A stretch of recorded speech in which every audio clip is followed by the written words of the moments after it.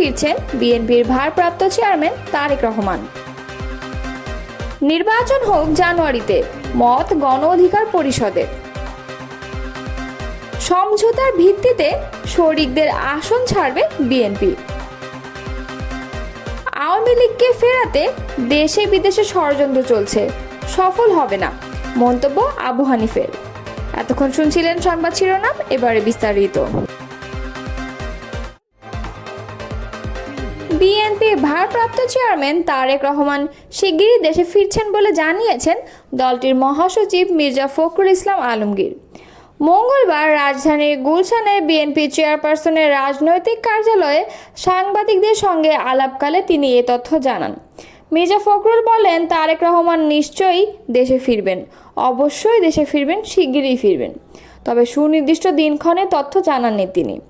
এ সময় লন্ডনে প্রধান উপদেষ্টা অধ্যাপক মোহাম্মদ ইউনূসের সঙ্গে বিএনপির ভারপ্রাপ্ত চেয়ারম্যান তারেক রহমানের বৈঠকের দিনক্ষণও জানান তিনি।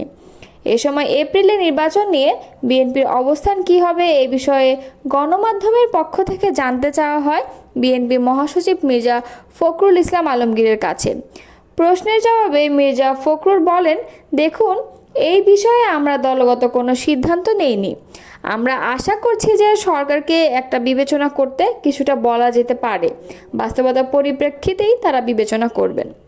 বিএনপি মহাসচিব বলেন, সময়টা তো ঠিক না। আমি প্রথম দিন বলেছি, time is not good for election. April মাস আপনার রোজার মাস, রোজা শেষ হবে, ঈদ শেষ হবে, এর কয়েকদিন পরে নির্বাচন। আপনি ভাবেন রোজার মাসটায় প্রার্থীদের কি অবস্থা হবে, রাজনৈতিক কর্মীদের কি অবস্থা হবে। আমি নিজেই এখন চিন্তিত যে প্রত্যেক দিন আমাকে ইফতার পার্টি করতে হবে। ইটস নো জোক, এটা বিরাট ব্যাপার।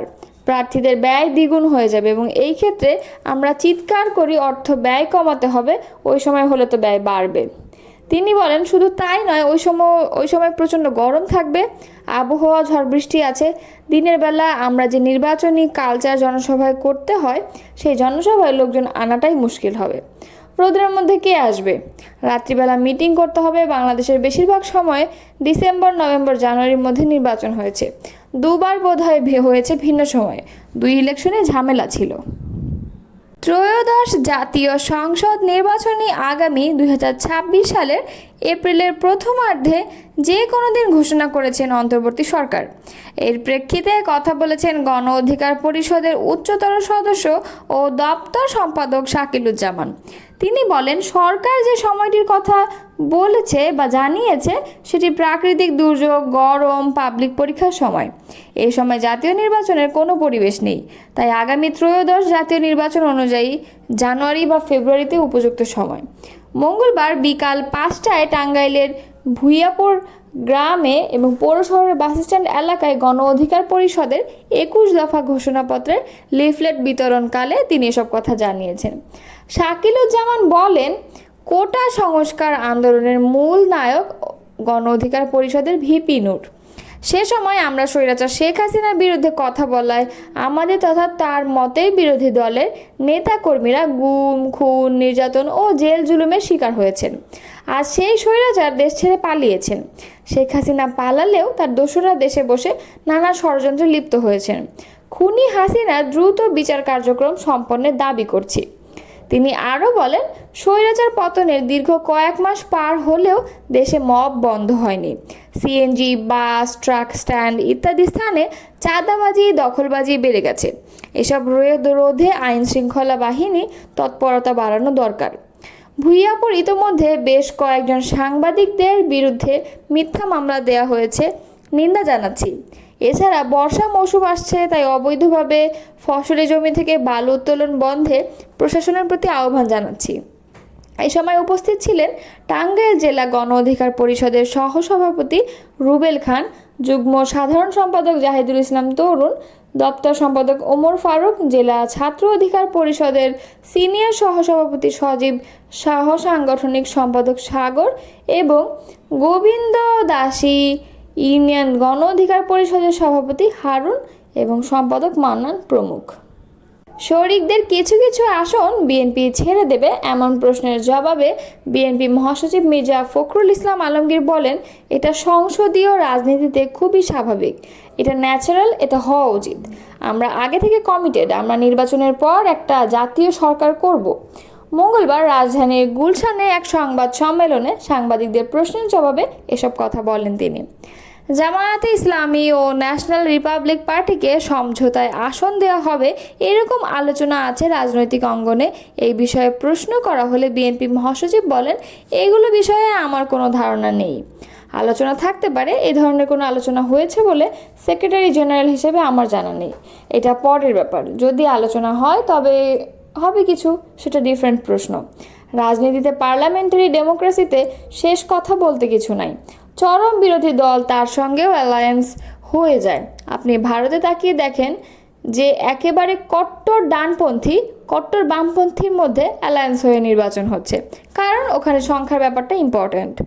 আওয়ামী লীগের সাথে সমঝোতা হতে পারে কিনা জানতে চাইলে মির্জা ফখরুল ইসলাম আলমগীর বলেন, আওয়ামী লীগ তো নাই, জাতীয় পার্টির বিষয়ে কী অবস্থান? এই প্রশ্নের জবাবে বিএনপি মহাসচিব বলেন, আপনারা যে পার্টিগুলোর কথা বলছেন সেগুলোর সঙ্গে সবচেয়ে বড় বিরোধ বিএনপির। আওয়ামী লীগের সবচেয়ে অত্যাচার, নির্যাতন, নিপীড়ন, ফ্যাসিবাদের সবচেয়ে বড় ভুক্তভোগী বিএনপি।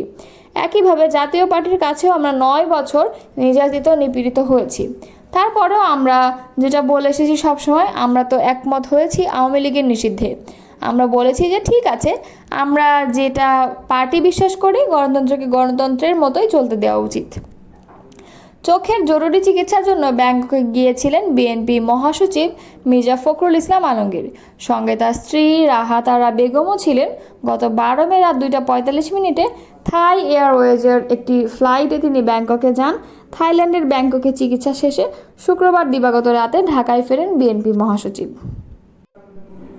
গণ অধিকার পরিষদের উচ্চতর পরিষদ সদস্য ও গণমাধ্যম সমন্বয়ক আবু হানিফ তার নিজ এলাকা কিশোরগঞ্জে গণসংযোগ করেছেন। মঙ্গলবার বিকালে জেলার করশাকড়িয়া-লাউস যশোদল ইউনিয়নে গণ অধিকার পরিষদের 21 দফা সম্বলিত লিফলেট বিতরণ করেন তিনি। এ সময় জনগণের কাছে গণ অধিকার পরিষদের পক্ষে আগামী নির্বাচনে জনসমর্থন আশা করেন। এ সময় দলের নেতাকর্মীরা উপস্থিত ছিলেন। লিফলেট বিতরণ ও গণসংযোগ শেষে সংক্ষিপ্ত বক্তব্যে গণ অধিকার পরিষদের উচ্চতর পরিষদ সদস্য ও গণমাধ্যম সমন্বয়ক আবু হানিফ বলেন, আওয়ামী লীগ বাংলাদেশে জুলাই আন্দোলনে গণহত্যা চালিয়ে মানবতা বিরোধী অপরাধ করেছে। তাদের শাস্তি হওয়ার আগে এই দেশের মানুষ রাজনীতি করার অধিকার দিবে না। আমরা লক্ষ্য করেছি আওয়ামী লীগকে ফেরাতে দেশে বিদেশে ষড়যন্ত্র চলছে। এই দেশের মানুষ এসব ষড়যন্ত্র কখনোই সফল হতে দিবে না। জুলাইয়ের গণ অভ্যুত্থানে আওয়ামী লীগ বাংলাদেশে গণহত্যা চালিয়েছিল। তাদের অনেকেই প্রকাশ্যে ঘুরে বেড়াচ্ছে, তাদেরকে অনেকেই শেল্টার দিচ্ছে। কিশোরগঞ্জেও জুলাই গণ অভ্যুত্থানে আওয়ামী লীগের ছিল, তারা ছাত্র জনতার উপর গুলি চালিয়েছিল। কিন্তু সেই ডেভিলদেরকে নতুন দল ও পুরাতন দলের নেতারা শেল্টার দিচ্ছে। অনেক নেতারা বলছে অমুক তার আত্মীয়, তমুক তার আত্মীয়, এসব বলে প্রশাসনকে ম্যানেজ করছে। বাস্তবে আওয়ামী লীগের এসব ডেভিলদের কাছ থেকে মূলত বড় অঙ্কের টাকা নিয়ে সমঝোতা করে তাদেরকে রক্ষা করছে। আমাদের আহ্বান থাকবে দ্রুত সময়ের মধ্যে সে সকল ডেভিলদের যেন আটক করা হয়। আওয়ামী লীগের সময় তারা বাংলাদেশকে ভারতের কাছে ইজারা দিয়েছিল, ফলে বাংলাদেশে ভারত আধিপত্য বিস্তার করে। তিনি বলেন, জুলাই গণ অভ্যুত্থান শুধু আওয়ামী লীগের বিরুদ্ধে ছিল না, ভারতের বিরুদ্ধেও ছিল। এখন এই সরকারের কোনো কোনো উপদেষ্টা পশ্চিমাদের হয়ে কাজ করছে। আগে ভারতের আধিপত্য ছিল, এখন পশ্চিমাদের আধিপত্য রয়েছে। পরিবর্তন এইটুকুই, আমাদের অবস্থান এই আধিপত্যবাদের বিরুদ্ধে। বাংলাদেশ আধিপত্য থাকবে এদেশের জনগণ, অন্য কোনো দেশের আধিপত্য জনগণ আর মেনে নেবে না।